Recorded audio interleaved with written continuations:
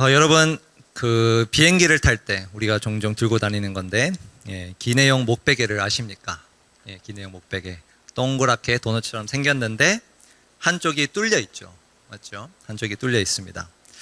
그러면 여러분들은 만약 그것을 가지고 타면은 비행기를 타면 어떻게 사용하시는지 모르겠어요. 보통은 많은 사람들이 뚫려 있는 부분을 앞으로 고정시킬까요? 뒤로 고정시킬까요?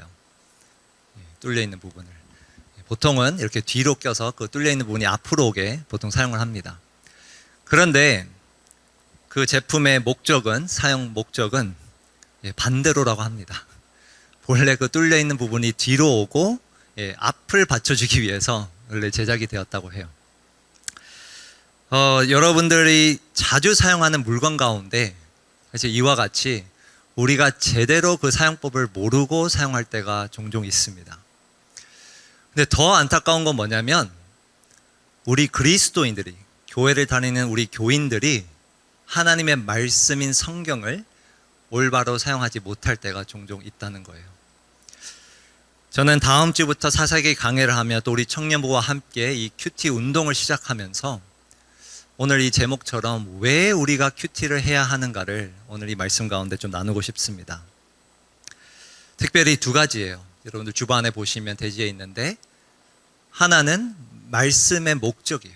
왜 하나님이 이 말씀을 우리에게 주셨는가를 살펴보기를 원하고요. 그 말씀의 목적에 맞게 그러면 우리가 어떻게 성경을 사용해야 하는가. 다른 말로 하면 말씀을 대하는 태도입니다. 우리가 그 목베개를 잘못 사용하는 것처럼 너무 흔하지만 사실 그 말씀의 목적을 몰라서 혹은 잘못 알아서 그 말씀을 올바로 대하지 못하는 우리의 모습들은 없는지 우리가 오늘 말씀을 통해서 한번 살펴보기를 원합니다. 오늘 말씀은 이렇게 시작합니다. 21절 보시면, 그러므로 더러움과 넘치는 악을 모두 버리고 온유한 마음으로 여러분 속에 심어주신 말씀을 받아들여야 합니다.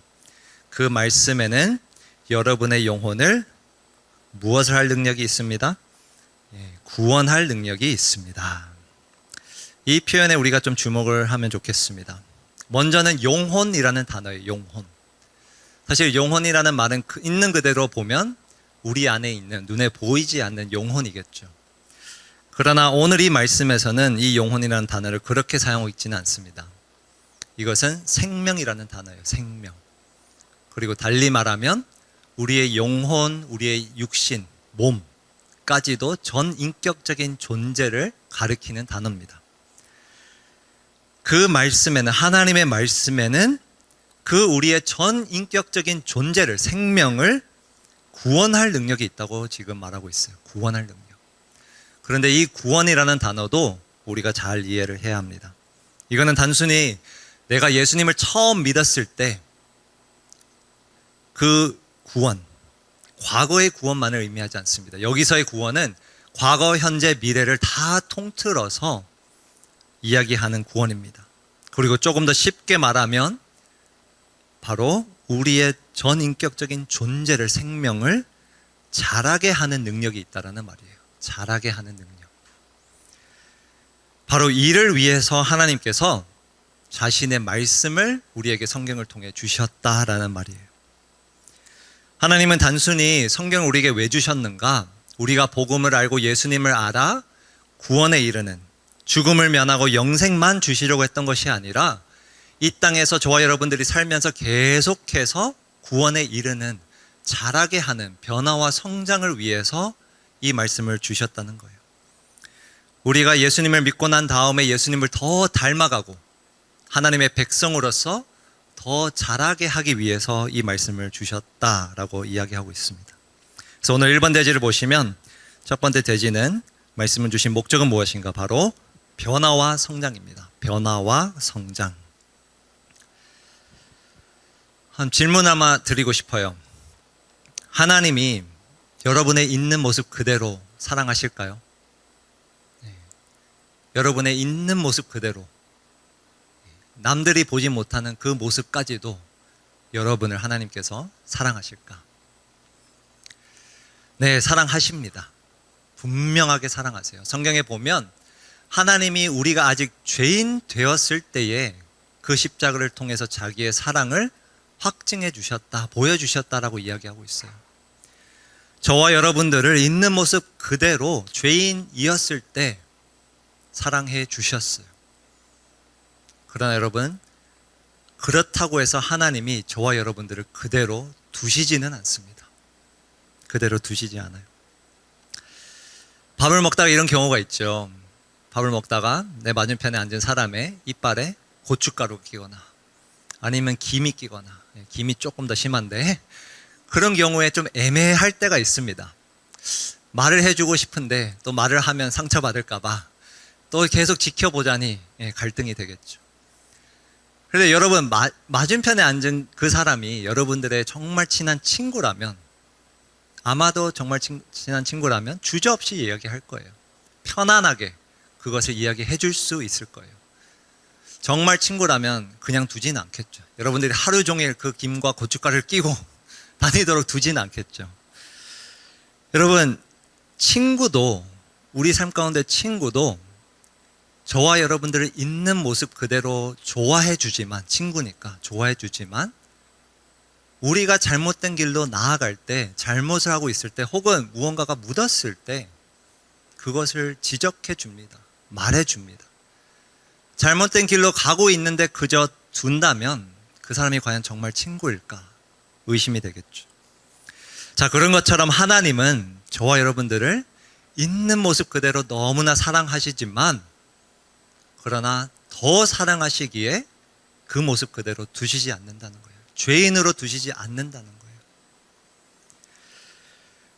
바로 그 변화와 성장을 위해서 하나님이 이 성경을 주신 거예요. 저와 여러분들이 하나님의 백성으로, 백성답게 살아갈 수 있도록, 예수님을 닮아가게 할 수 있도록 성경을 주셨다는 거예요. 이와 관련한 정말 중요한 성경의 말씀 구절이 있는데요. 우리 한 목소리 한번 읽으면 좋겠습니다. 우리 디모데 후서 3장 16절 17절 말씀인데요. 우리 제자반은 다 암송을 하셨죠. 한 목소리로 우리 두 구절 읽도록 하겠습니다. 시작. 모든 성경은 하나님의 영감으로 된 것으로서 교훈과 책망과 바르게 함과 의로 교육하기에 유익합니다. 성경은 하나님의 사람을 유능하게 하고 그에게 온갖 선한 일을 할 수 있게 하는 것입니다. 아멘. 모든 성경은 16절 보시면 마지막 단어가 뭐죠? 16절에 유익하다라고 이야기하고 있어요. 하나님의 말씀은 우리에게 유익하다. 근데 왜 유익한가? 17절을 보시면 성경은 하나님의 사람을 어떻게 한다고요? 유능하게 한다라고 세 번역은 표현하고 있어요. 유능하게 한다. 그런데 영어 성경이나 그 원문을 보면 이 단어는 조금 더 정확히 번역하면 준비시켜준다라는 단어예요. 구비시켜준다. 준비시켜준다. 군사가 군사 훈련을 받는, 구비되는 것, 준비되는 것, 그 단어예요. 왜 성경이 우리에게 유익한가? 저와 여러분들을, 하나님의 사람을 구비시켜준다는 거예요. 무엇을 위해? 17절 보시면 온갖 선한 일을 할 수 있도록. 다른 말로 하면 이거는 그냥 좋은 선행을 말하는 단어가 아니라 표현이 아니라 하나님의 일이에요. 하나님의 일. 하나님의 자녀가, 하나님의 백성이 하나님의 일을 할 수 있도록 다시 훈련시켜준다는 거예요. 준비시켜준다. 그래서 성경을 주셨다는 거예요. 하나님은 저와 여러분들을 사랑해 주시지만, 있는 모습 그대로, 지금 이 모습 그대로 사랑해 주시지만, 사랑하시기에 더 나은 모습, 그리고 훈련을 시켜주십니다. 많은 이들이 성경을 대할 때, 혹은 성경이라고 생각했을 때 정말 괴로움부터 생각하는 것 같아요. 아, 성경을 또 읽어야 되는구나. 또 목사님이 큐티 시키는구나. 괴롭죠. 힘들죠. 어렵죠. 그런데 하나님은 저와 여러분들을 단순히 괴롭히기 위해서 그 많은 말씀을 주신 것이 아니에요. 저와 여러분들을 훈련시켜 주시기 위해, 더 나은 모습으로 변화되고 자라기 위해 이 말씀을 주셨다는 거예요. 근데 참 안타까운 것은 처음에 말씀드린 그 목베개처럼 많은 그리스도인들이 의외로 이 목적을 모른 채 혹은 잘못 알고 성경에 다가갑니다. 예를 들면 이겁니다. 성경을 단순히 정보 전달의 책으로만 이해를 해요. 하나님께서 그냥 많은 역사의 정보를 혹은 많은 것을 정보로서 그냥 나에게 주신 거구나 이렇게 생각합니다. 혹은 어떤 사람들은 기독교의 세계관, 가치관이 담겨 있지. 그리고 다른 사람들과 이야기할 때, 특별히 논쟁할 때 이들에게 변증할 수 있도록 혹은 내 가치관을 변화할 수 있도록 근거로 삼아 성경을 사용합니다. 그리고 마지막으로는 고민 해결을 위해서 성경을 사용해요. 내 인생에 이런 고민들이 있는데 해결책을 찾기 위해서 성경을 많이 봅니다. 여러분, 분명히 정보도 담겨 있고 우리의 고민 해결을 위해 지혜도 담겨 있고 또 누군가와 논쟁을 할 수 있는, 분명히 변증할 수 있는 좋은 이야기들이 담겨져 있습니다. 성경은 분명히 있어요. 그러나 그것이 성경의 주 목적이 아니라는 거예요. 단순히 정보 전달을 위해서, 내가 누군가 논쟁할 때 근거로 삼기 위해서, 혹은 내 고민을 단순히 해결하기 위해서 이 말씀을 주시지 않았다라는 거예요. 궁극적인 목적은 내가 잘할 수 있도록, 변화될 수 있도록 이 말씀을 주셨다는 거예요. 그런데 이 목적을 모르면 어떻게 되는가? 정보 전달로서의 책을 그 목적으로만 알고 있는 사람은 이렇게 설교를 들으며 혹은 성경을 읽으며 그렇구나 하고 끝나는 거예요. 그렇구나 하고 끝나요. 변증으로 성경을 사용하는 사람들은 어떻겠어요? 내가 열심히 누구와 싸우기 위해서, 논쟁하기 위해서 성경을 봐, 성경은 이렇게 얘기하잖아. 지난주에 술 특강한 것처럼 너 이러이러해서 이렇게 살면 안 돼. 그렇게까지만 성경을 봅니다. 그렇게만 성경을 사용해요. 그리고 마지막으로 고민 해결을 위한 사람들은 어떨까요? 내 고민이 해결되도록 뭔가를 자꾸 찾는데 사실 많은 경우는 어때요, 여러분? 해보신 분들은 알 거예요. 해결되지가 않아요. 구체적인 내가 고민하는 것에 대한 해답이 많은 경우에는 없습니다. 그러면 어떻게 하나요? 실망을 합니다. 성경은 나와 별로 상관이 없는 책이야. 별것 없네 라고 생각하며 성경을 덮어둡니다. 이처럼 여러분, 우리가 성경의 목적을 올바로 이해하지 못하고 성경을 대하면 성경을 사용을 잘못하거나 아예 사용하지 않습니다.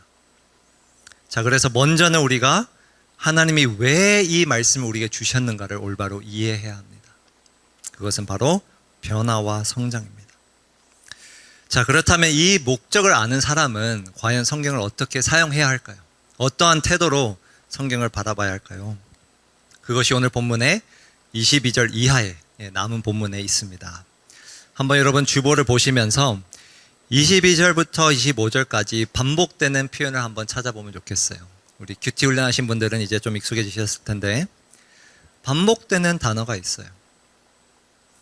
그것은 바로 행하다라는 표현이에요. 행하다.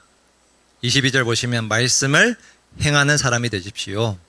23절 말씀을 듣고도 행하지 않는 사람은, 그리고 25절로 넘어가서 보시면 조금 다른 표현이지만 하반절부터 보시면 그것을, 율법 혹은 하나님의 말씀을 실행하는 사람인 것입니다.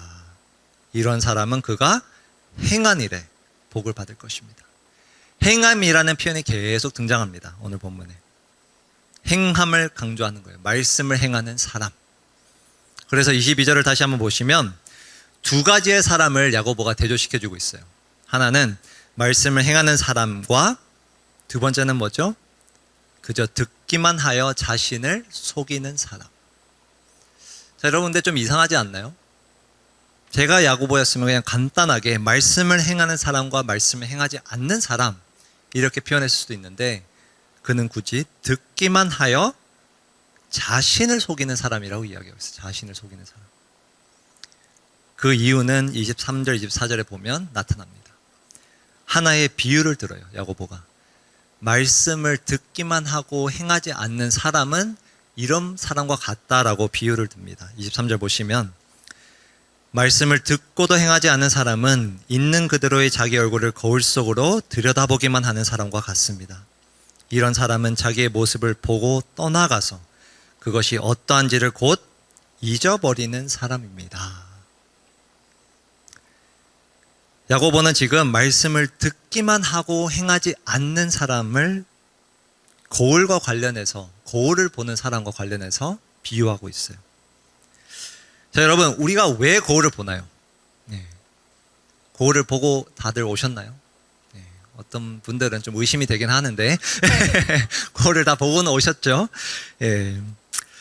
물론 이런 사람도 있을 겁니다. 아, 내가 나를 너무 사랑해서, 내 외모가 너무 뛰어나서, 내 모습에 너무 반해서 거울을 뚜렷이 쳐다보는 사람도 있겠죠.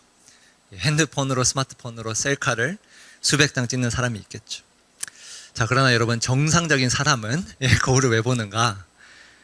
자기를 점검하기 위해서 보는 거예요.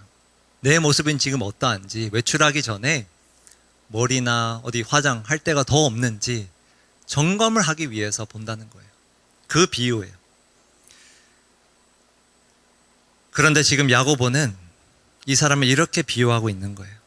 말씀을 듣고도 행하지 않는 사람은 어떤 사람인가? 거울에서 자신의 모습을 보았는데, 그래서 고칠 것을 찾았는데, 아, 여기에 머리 손질을 조금 더 해야 하는데, 화장을 여기에서 조금 더 해야 하는데, 그것을 보고도 24절에 보면 곧 잊어버리는 사람이라고 이야기하고 있어요. 곧 잊어버리는 사람. 여러분, 너무나 황당하지 않나요? 누가 거울을 보고 자신의 모습을 보고 곧 잊어버릴까요? 그런 사람은 아무도 없습니다. 너무나 황당한 이야기예요. 그런데 지금 야고보는 그 황당한 이야기가 바로 말씀을 대하는 여러 사람의 이야기라고 우리에게 일러주고 있어요. 말씀을 듣기만 하고 행하지 않는 사람들. 여러분, 이 비유에서 우리는 말씀을 행하기 위한 아주 중요한 태도를 한 가지 배울 수 있어요. 2번 대지 보시면 말씀을 우리는 어떠한 태도로 대해야 하는가? 바로 순종을 위한 관찰입니다. 순종을 위한 관찰. 말씀의 목적을 아는 사람, 하나님께서 이 말씀을 저와 여러분들이 변화되고 성장할 수 있도록 주신 것을 아는 사람은 그 말씀을 유심히 들여다본다는 거예요. 행하기 위해서. 23절 한번 다시 보시면 재미난 표현이 있어요, 여러분. 바로 거울 속으로 들여다보기만 하는 사람과 같다. 여기서 이 단어, 들여다보기만 하는 단어가 매우 재밌는데요. 이거는 그냥 본다라는 단어가 아니에요. 원문을 보면 자세히 본다는 거예요. 자세히 본다. 주시한다, 이런 뜻이에요. 여러분, 좀 이상하지 않나요? 투명한 거울에 사실 대각만 봐도 탁 내 얼굴이 보이는데 왜 야고보는 자세히 보라고 이야기할까요? 혹은 이 비유에서 왜 그런 표현을 썼을까요? 이유가 있는데요. 그때 당시의 거울은 지금처럼 평면이 아니고 또 투명하지도 않았어요. 깨끗하지 않았어요. 보통 그냥 그릇이라 생각하면 돼요. 둥근 어떤 동이나 구리, 그것도 아주 불투명하게 되게 더러운 것을 거울로 삼아서 사용했습니다. 그 당시 사람들은. 그러면은 그곳에 각도를 잘 보고 셀카 찍듯이 몇 번을 이렇게 봐야지 자기 모습이 보이는 거예요. 근데 바로 이 단어에서 우리는 말씀에 대한 태도를 배울 수 있는 거예요. 말씀은 그저 우리가 대충 지금의 거울을 보듯 한번 딱 보고 곧 잊어버리는 것이 아니라 자세히 살펴봐야 한다는 거예요. 자세히. 그런데 말씀을 행하기 위해서는 두 가지를 우리가 잘 관찰해야 합니다. 두 가지를. 가장 먼저는 내 모습이에요. 거울을 우리가 보는 이유, 내 모습을 보기 위해서. 내가 지금 어떻게 살아가고 있는지 잘 봐야 돼요. 그것도 여러분 정직하게 바라봐야 합니다. 아, 나 그냥 잘 살고 있지, 나 지금 멀쩡한데 라고 생각하기는 쉽습니다. 누구나 다 그렇게 생각할 수는 있어요. 그런데 말씀의 거울 앞에 선 사람들은 자신의 부족함을 깨닫는 거예요. 고칠 점이 보이는 거예요. 그래서 우리는 내 자신만 관찰할 뿐만 아니라 무엇을 관찰해야 돼요? 하나님의 말씀을 유심히 관찰해야 합니다. 그것이 바로 거울이에요, 여러분. 말씀이 우리의 거울이에요. 내가 거울 없이 그냥 내 모습을 이렇게 보고 있으면 멀쩡해 보일 수 있습니다. 그러나 내 이빨에 묻은 고춧가루, 김, 내 얼굴에 묻은 것은 볼 수가 없어요. 그러나 우리가 하나님의 말씀 앞에 섰을 때, 정직하게 섰을 때, 그 말씀을 유심히 보았을 때는 그 말씀의 거울이 우리가 변화되어야 될 것, 성장해야 될 영역들을 보여줍니다. 그래서 25절, 오늘 본문의 마지막 구절에 보면 이렇게 표현하고 있어요. 그러나 완전한 율법, 곧 자유를 주는 율법을 잘 살피고, 거울 앞에서 내 모습만 잘 들여다보는 것이 아니라 하나님의 말씀을, 그 거울을 잘 살피라고 우리에게 명령하고 있어요. 여러분, 이렇게 행하는 자가, 이렇게 사는 자가 하나님이 주신 그 말씀, 그 거울을 잘 사용하는 사람입니다. 여러분, 그 거울 앞에 서보면요, 나와 그 말씀을 자세히 관찰하는 사람은 내가 지금 하나님과 제대로 동행하고 있는지, 하나님과 제대로 걷고 있는지, 하나님과 똑같은 길을 내가 걷고 있는지, 같은 방향으로 나아가고 있는지를 깨닫습니다. 그리고 내가 지금 잘못 길에 섰다면 고쳐나가는 거예요. 우회를 하는 거예요. 다시금 그 길로 바로 서는 거예요. 그것이 이 말씀을, 이 성경 66권을 우리에게 주신 이유입니다. 자, 그런데 많은 경우 어떤가요? 저도 그러했지만 우리는 그저 말씀을 유심히 살펴보는 게 아니라 힐끔힐끔 쳐다봅니다. 아니, 쳐다보면 다행이죠. 그저 듣기만 하는 거예요. 여러분, 근데 그렇게 할 때에 우리는 자라갈 수가 없어요. 그 목적을 이룰 수가 없습니다. 정말 목적대로 변화되고 성장하기 위해서는 우리는 이 말씀을 따라 행하는 사람이 되어야 하는데, 그렇게 하기 위해서는 하나님이 주신 그 66권의 성경을 우리는 유심히 자세히 관찰해야 되는 거예요. 들여다봐야 된다는 거예요. 여러분, 그래서 저희가 2학기 때 큐티라는 것을 시도하려고 합니다. 여기 앉아있는 우리 청년들 가운데 아마 평생 안 해본 사람들도 있을 것이고, 아니면 오랫동안 해왔다가 또 오랫동안 손을 놓은 사람들도 있을 것입니다. 여러분, 제가 여러분들을 단순히 괴롭히려고, 하나님이 여러분들의 시간을 빼앗으려고 우리가 큐티를 하자는 게 아니에요. 정말 그 말씀을, 그 거울을 깊이 들여다보고 내 모습을 보고 그 목적대로 우리가 자라길 원하는 마음으로 우리가 큐티를 하는 것입니다. 얼마 전에 우리 기록적인 폭우가 우리나라에 있었죠. 사실 올해 여름 보면 정말 비가 안 올 때는 너무 안 오고 올 때는 정말 쏟아졌던 것 같아요. 그래서 서울의 일부 지역은 정말 물난리가 났습니다. 그래서 안타깝게도 참 생명을 잃은 사람들도 있었고, 그리고 많은 차량, 집 파손이 되었죠. 근데 여러분, 그러한 물난리 속에서, 홍수 속에서 참 아이러니한 것은 물이 넘쳐나는데 마실 물이 없어요. 그래서 홍수가 일어나면 어떻게 해야 돼요? 가장 먼저 해야 될 건 마실 물을 찾아야 돼요. 너무 아이러니하지 않나요? 물이 넘쳐나서 지금 힘든 건데 마실 물이 없어서 마실 물을 구해야 된다는 거예요. 찾아야 된다는 거예요. 그런데 지금 우리가 사는 이 시대가 그러한 시대예요, 여러분. 말씀이 넘쳐납니다. 여러분, 이 자리에서 이 설교를 안 들어도 여러분들은 핸드폰만, 유튜브 하나만 틀어놓으면 수천, 수만, 수백만의 설교가 쏟아져 나옵니다. 말씀이 넘쳐나요. 성경에 대한 정보, 제가 아니더라도 여러분들 충분히 찾아볼 수 있어요. 인터넷에 너무 많습니다. 말씀의 홍수예요, 여러분. 정말 넘쳐나고 있어요. 그런데 문제는 무엇인가? 마실 물을 구하는 사람들이 너무 적다는 거예요. 하나님의 말씀을 듣기는 해도 행하는 사람이 너무나도 적다는 거예요. 그 말씀을 유심히 들여다보는 사람들은 이 시대에 너무 적다는 거예요. 여러분, 우리가 착각하지 않았으면 좋겠습니다. 말씀의 홍수에 산다고 해서, 말씀에 접근이 너무나도 쉽다고 해서 마실 물이 넘쳐나는 것이 아닙니다.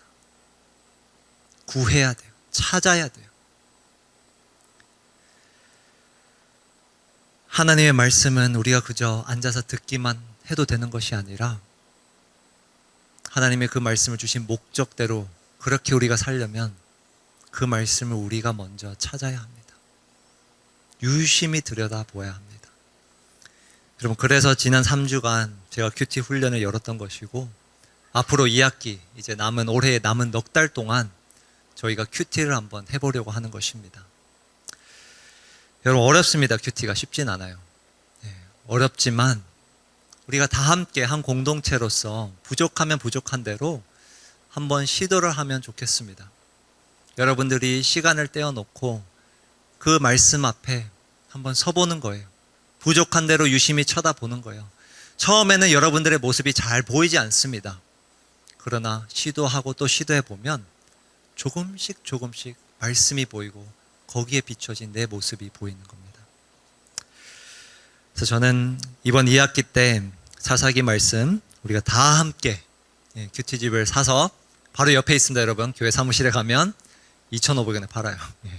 그래서 그거를 구매해서 혹은 어플로 여러분들이 구매를 해가지고 정말 우리가 다 함께 청년부 한 공동체가 정말 큐티를 하며 하나님 말씀의 가치를 또 그 올바른 목적을 이루는 그런 우리 청년들 되길 주님의 이름으로 축복합니다.